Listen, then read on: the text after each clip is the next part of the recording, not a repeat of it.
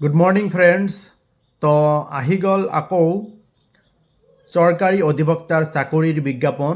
যিসকলে অসম চৰকাৰৰ অধীনত চৰকাৰী অধিবক্তাৰ চাকৰি কৰিব বিচাৰিছে আপোনালোকৰ কাৰণে বিজ্ঞাপন আহি গৈছে।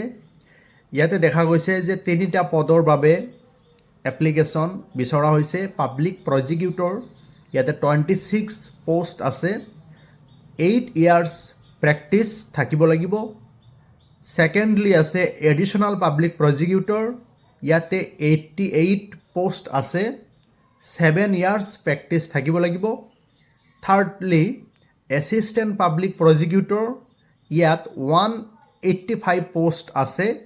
3 ইয়াৰ্ছ প্ৰেক্টিছ থাকিব লাগিব। তো এজ ইয়াত দেখা গৈছে 1124। এজ হ'ব লাগিব 45 years for general category. SC/ST maximum 50 years.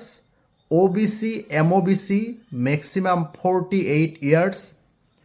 আৰু ইয়াতে ফিজ দিব লাগিব general category 300, SC/ST OBC MOBC কেটেগৰীৰ কাৰণে 200।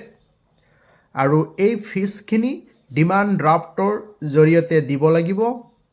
আৰু last date of submission of application 30 January 2024।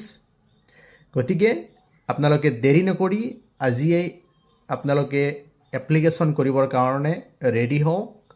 আৰু পৰীক্ষাৰ চিলেবাছ এতিয়ালৈকে ডিক্লেয়াৰ কৰা নাই, সকলোৱে ৰেডি হওক।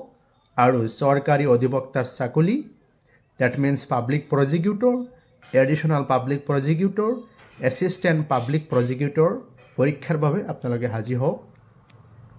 ধন্যবাদ।